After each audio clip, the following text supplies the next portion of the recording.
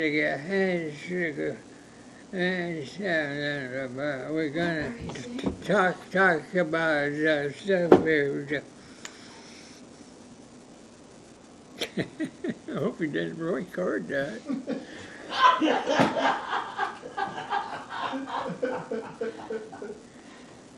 And go.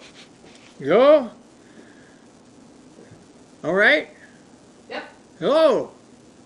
Good afternoon, ladies and gentlemen, from all the ships at sea and all the planes in the air, and keep writing those letters and emails, and because I like to read them if any of them come, and I can read them if I use my magnifying glass right here, so that works pretty good, because this eye doesn't work very well, and this eye works better, but not really up to par. Today we're going to talk about reincarnation.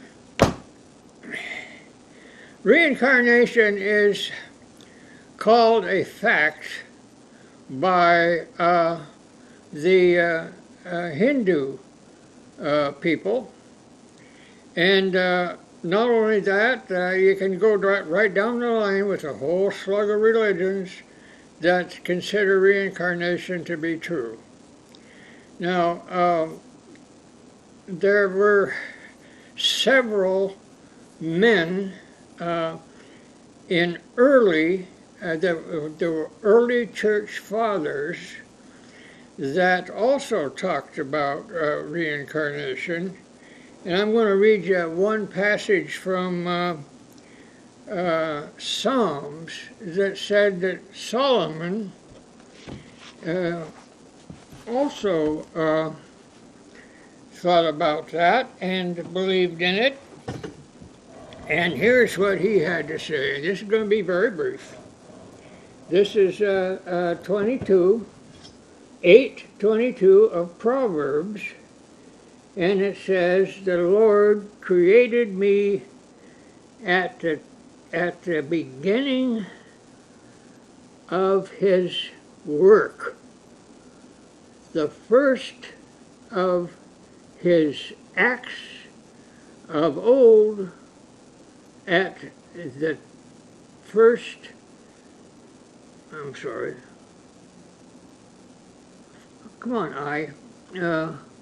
first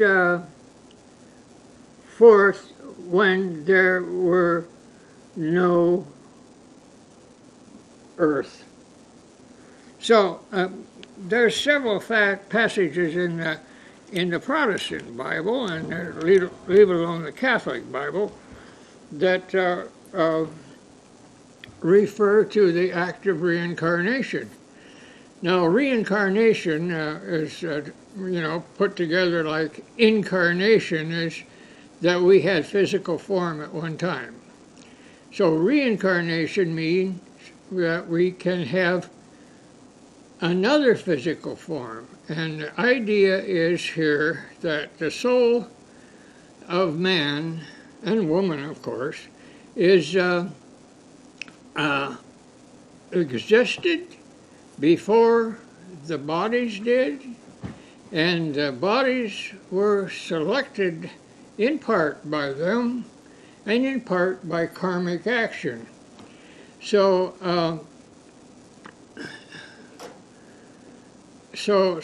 as time goes on, then you have a reincarnation perhaps of one body.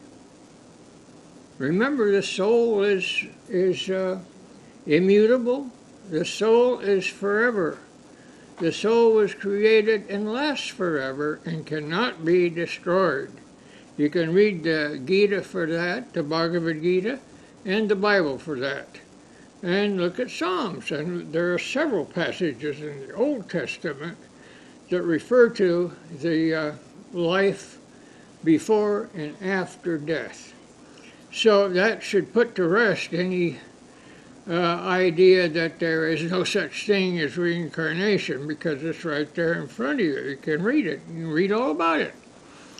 Now, in the early church fathers one of the most popular ones was named Origen.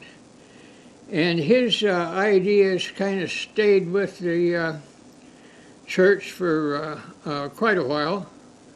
And then along in about 555 was a council.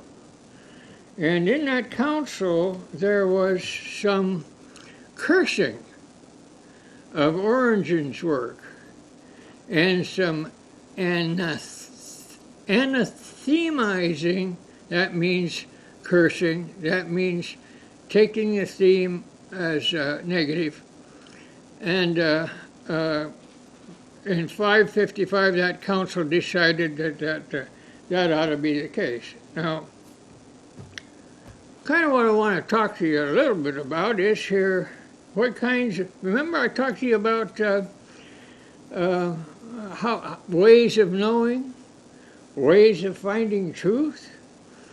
Well, what happens here in the church fathers, and it was a Catholic, mostly church that probably preserved the Christian Bible, for that matter, up until Martin Luther.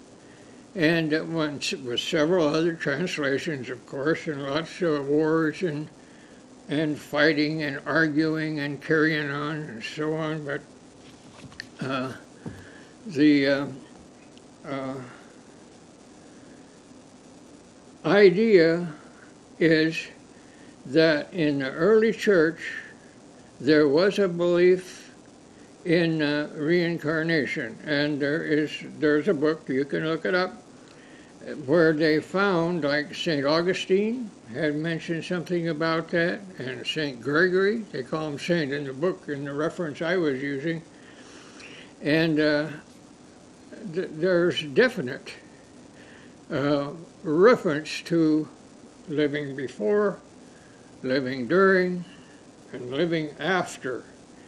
Now, living after doesn't mean just once. It could mean 1,000 times.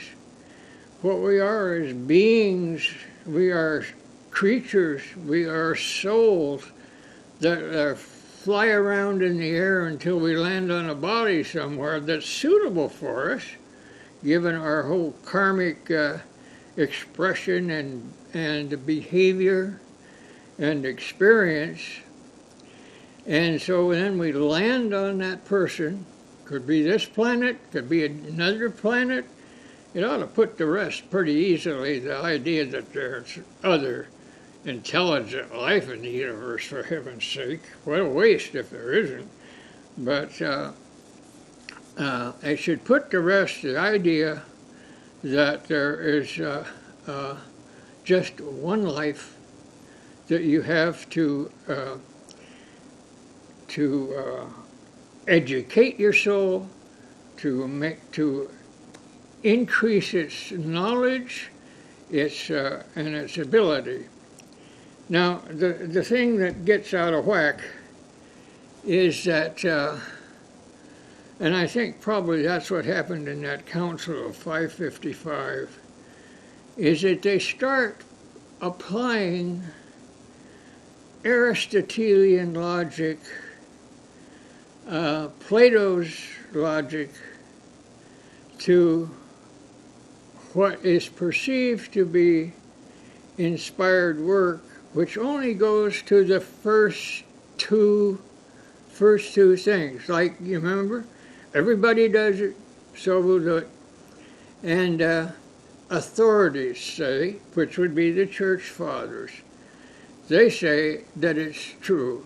And that would be if they're saying that reincarnation is not true, because what they would be using is the Aristotelian logic, and Plato's work, the Greek influence, to knock that down. But unfortunately, they have no further information or help than what the others have, and that's the experience and the history and the writings over thousands of years.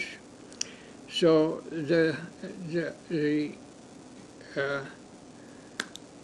idea that reincarnation is there, that there's souls bouncing all around us in the air, and that we have a soul that will continue on its way.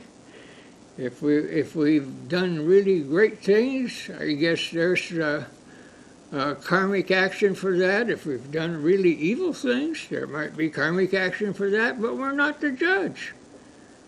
What happens here on earth is not judged by us insofar as our travel to the next step is concerned. Which made I just scratched my head about things like, things like capital punishment. When a capital punishment, well, there's no punishment. It's capital, it just gets rid of people. That's all. Doesn't do anything. Gets rid of people, and the punishment is leading up to it. So that's enough on that. Anyway, that's a mystery to me. Maybe they'll figure it out someday. But anyway, I think that's about all I have to say today. Let me look here at my notes, which I can't read very well.